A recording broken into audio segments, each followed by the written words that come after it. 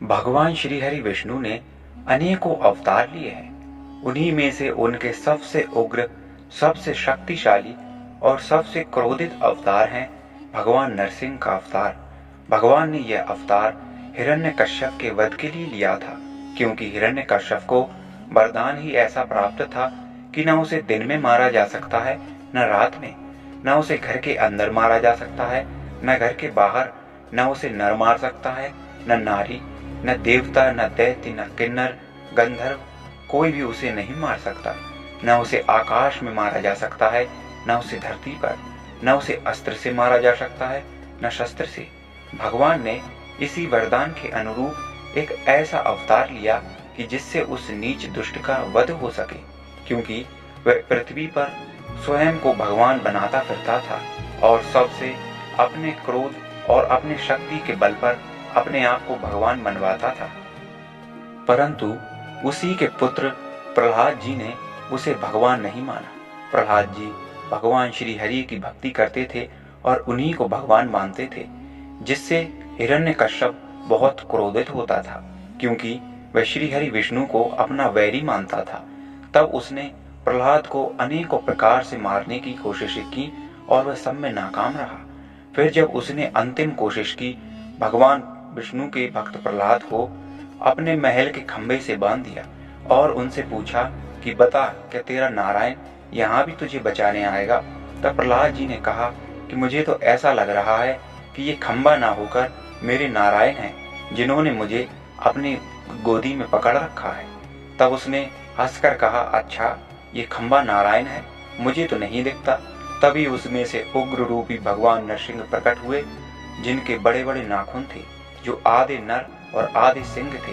उन्हें देखकर सभी लोग भयभीत हो गए और उन्होंने हिरण्यकश्यप को उठाकर अपनी गोदी में रखकर और उसके घर के दरवाजे पर शाम के समय, न वह धरती में था न आकाश में, उसे अपने नाखूनों से फाड़ डाला, क्योंकि न उसे अस्त्र से मारा जा सकता था न शस्त्र से।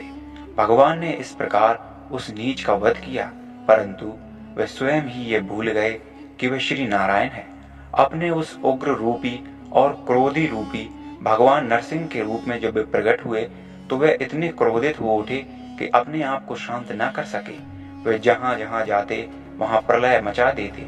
भगवान श्री नरसिंह ये भूल रहे थे कि वे सृष्टि के पालन करता है, यानी कि श्री हरि इस सृष्टि के पालन करता है। वे इसका नाश करने में इतने आतुर हो गए और अपने क्रोध में सब कुछ भूल बैठे। वे सृष्टि का धीरे धीरे करके अंत करने लगे। उनकी दहाड़ से ये तीनों लोक और त्रिभुवन कंपायमान हो जाते। इस भय के क्षण में सभी देवता त्राही त्राही करते हुए भगवान सदाशिव के पास पहुंचे और उनसे बोले कि भगवान, अब भगवान नरसिंह का सामना केवल आप ही कर सकते हैं, उन्हें आप ही शांत करा सकते हैं। तब भगवान शिव ने अपने अवतार वीरभद्र जी को भेजा, परंतु वीरभद्र जी उनका सामना करने में असमर्थ रहे। वीरभद्र जी ने उन्हें अनेकों प्रकार से समझाया कि हे नारायण, आप नारायण हैं, इस सृष्टि के पालन करता हैं, इसके विनाश करता नहीं। आप अपने आप को पहचानिए, आप इतने उग्र मत होइए नाथ। परंतु फिर भी वे अपने रूप को न पहचान सके और भगवान नरसिंह के सामने वीरभद्र कुछ न कर सके। तब भगवान शिव ने एक अनोखा अवतार लिया, शरभ अवतार। शरभ अवतार में भगवान शिव आधे नर, आधे सिंह और आधे पक्षी थे। इस अवतार से जब भगवान नरसिंह का सामना हुआ तो दोनों के बीच में एक महान युद्ध छिड़ गया, जिसमें भगवान नरसिंह को शरभ जी ने अपनी पूंछ में लपेट कर बांध दिया, जिसके बाद वे परास्त हो गए और अपने वास्तविक रूप में आ गए। भगवान शिव ने पृथ्वी को एक महान प्रलय से बचा लिया। पृथ्वी को क्या, सारी सृष्टि को, क्योंकि यदि नरसिंह जी का क्रोध शांत न होता तो यह सृष्टि फिर से अंधकार में डूब जाती। यह कुछ भी न था तब अंधकार था, और इसी कारण सभी देवता भयभीत हो गए, क्योंकि सभी देवता, सभी प्राणी और सारे लोग भस्म हो जाते और एक घोर अंधकार फैल जाता।